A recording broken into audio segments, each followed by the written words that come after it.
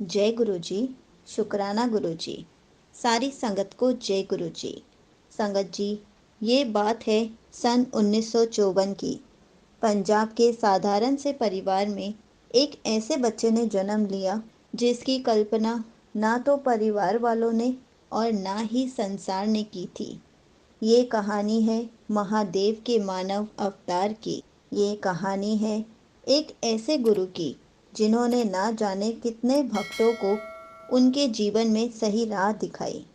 ये कहानी है श्री निर्मल सिंह महाराज जी की। ये कहानी है हम सबके प्यारे गुरु जी की। 7 जुलाई 1954 के सूर्योदय में पंजाब के मलेरकोटला ज़िले के डुगरी गांव में गुरु जी के जन्म की खोजना की। गुरु जी एक विनम्र परिवार में जन्मे थे। इस परिवार को हमेशा संतों और फकीरों का आशीर्वाद मिलता रहा है, लेकिन माता जी के अनुसार उन्हें ये नहीं पता था कि एक इतने उच्च स्तर का महापुरुष उनके घर में जन्म लेगा। 7 जुलाई के दिन, जिस दिन गुरु जी का जन्म हुआ था, तब एक दाई ने एक सांप और एक अजीब प्रकार के उज्जवल प्रकाश को देखा। जब पंडित जी ने जन्म कुंडली तैयार की तो माता जी को स्पष्ट रूप से बताया कि ये बच्चा सिर्फ उनका नहीं है, बल्कि ये पूरी दुनिया का है। गुरु जी ने अपने प्रारंभिक जीवन डुगरी के आसपास ही बिताया। गुरु जी ने डुगरी प्राइमरी स्कूल और गवर्नमेंट हाई स्कूल में शिक्षा प्राप्त की। उन्होंने गवर्नमेंट कॉलेज मलेरकोटला से स्नातक किया। गुरुजी ने अंग्रेजी और अर्थशास्त्र में 2 बार एमए किया था।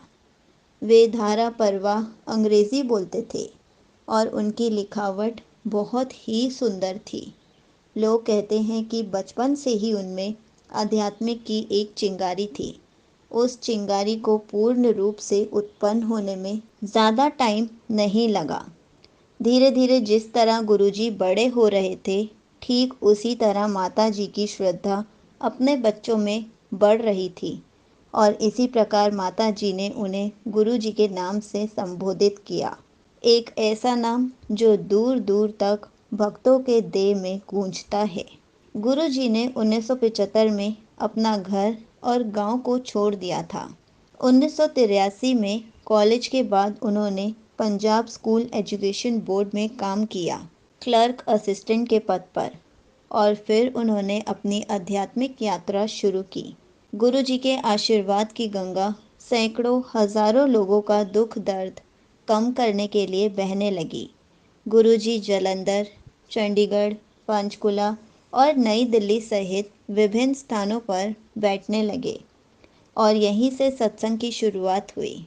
यहाँ उनका आशीर्वाद लेने के लिए भारत और दुनिया के अन्य भागों से दूर दूर से लोग आते थे। गुरु जी के सत्संग में चाय और लंगर प्रसाद दिया जाता था, जिसमें गुरु जी का दिव्य आशीर्वाद और दिव्य शक्ति होती थी। भक्तों को गुरु जी की कृपा का अनुभव विभिन्न रूपों में हुआ। असाध्य रोग दूर हुए और तमाम सारी समस्याएं, आर्थिक, मानसिक, शारीरिक आदि हल हुई। कुछ भक्तों को तो देवताओं के दिव्य दर्शन भी हुए। गुरुजी स्वयं भगवान शिव के अवतार हैं और उनमें से एक दिव्य खुशबू उत्पन्न होती थी जो स्वर्गीय गुलाबों के समान होती थी। आज भी जब उनका भौतिक रूप हम लोगों के साथ नहीं है, तब भी ऐसी खुशबू का एहसास होता है जो उनकी परिस्थिति का परिणाम देता है। गुरु जी के दरवाजे सभी के लिए ही खुले हैं। गुरु जी के दरवाजे ऊंच नीच, गरीब अमीर और सभी धर्मों के लोगों के लिए खुले हैं। सबसे आम आदमी से लेकर ताकतवर, राजनेता, व्यापारी, नौकरशाह, सैन्यकर्मी, डॉक्टर और पेशेवर, हर कोई उनका आशीर्वाद लेने आता था। निरंतर उनके सम्मान में वृद्धि होती थी और आज भी समाज के कई बड़े बड़े चेहरे गुरु जी के आशीर्वाद के लिए बड़े मंदिर पहुंचते हैं। गुरु जी अपनी आध्यात्मिक यात्रा में जालंधर, चंडीगढ़, पंचकुला, दिल्ली, मुंबई आदि स्थानों पर रहे और अंततः डिफेंस कॉलोनी जालंधर में स्थित एक घर में बस गए, जिसे अब उनके मंदिर के रूप में जाना जाता है। वे 2002 तक दिल्ली और जालंधर के बीच यात्रा करते रहे, जब उन्होंने अंततः दिल्ली के एमजी रोड में स्थित एम्पायर स्टेट हाउस में बसने का निर्णय लिया, जिसे छोटा मंदिर के नाम से जाना जाता है। उन्होंने भाती माइस क्षेत्र छतरपुर में शिव मंदिर का निर्माण किया, जिससे उनके भक्त बड़े मंदिर के नाम से जानते हैं। अब हम सब इस दिव्य यात्रा के अंतिम पड़ाव तक आ चुके हैं, एक ऐसा अंत जिसकी शायद ही किसी ने कल्पना की थी। परंतु गुरुजी हमेशा कहा करते थे कि मानव जीवन के दो पहलू होते हैं, जन्म और मृत्यु। अगर किसी ने मानव जीवन लिया है तो उसकी मृत्यु निश्चित है, भले ही वे इंसान हो या स्वयं भगवान। 27 मई 2007 इस दिन गुरुजी ने अपना अंतिम सत्संग रखा था। इसके कुछ दिन पहले से ही वे काफ़ी कम सत्संग कर रहे थे और हमेशा अपनी संगत को ये बोल रहे थे कि मैं बृहस्पतिवार की पूर्णमासी को चला जाऊंगा।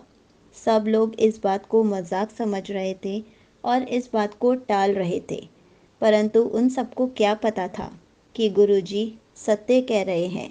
अगले 2 दिन 27 और 28 तारीख को कोई सत्संग नहीं हुआ। 30 मई को गुरुजी की खास संगत को एक फ़ोन कॉल से बड़े मंदिर बुलाया गया और जब वे 31 मई 2007 को बड़े मंदिर पहुंचे, तब उन लोगों ने जो एहसास किया, जो देखा, वो शायद ही कभी भूल पाए। सब लोग सफ़ेद कपड़ों में फूट फूट कर रो रहे थे और हमारे गुरुजी आंखें बंद करके मुस्कुराते हुए एक कांच के बॉक्स में लेटे हुए थे, समाधि ले चुके थे। अगले दिन 1 जून 2007 को गुरुजी के पिता बापूजी डुगरी से बड़े मंदिर पहुँचे और उन्होंने अग्नि दहन की क्रिया शुरू करी। क्रिया करते समय पूरे बड़े मंदिर में गुलाबों की खुशबू फैल गई और गुरुजी ने पूरी तरह से बड़े मंदिर को ब्लेस कर दिया। गुरुजी ने अपना कोई भी उत्तराधिकारी नहीं चुना, क्योंकि वे हम सब के बीच में से कभी गए ही नहीं। भला ही उन्होंने अपना मानव शरीर ज़रूर त्याग दिया, परंतु आज भी वे हम सब के साथ हैं और गुरुजी हमेशा अपनी संगत को अपनी प्रेजेंस फील कराते रहते हैं, ब्लेसिंग्स भी देते रहते हैं। जय गुरुजी, शुक्राना गुरुजी।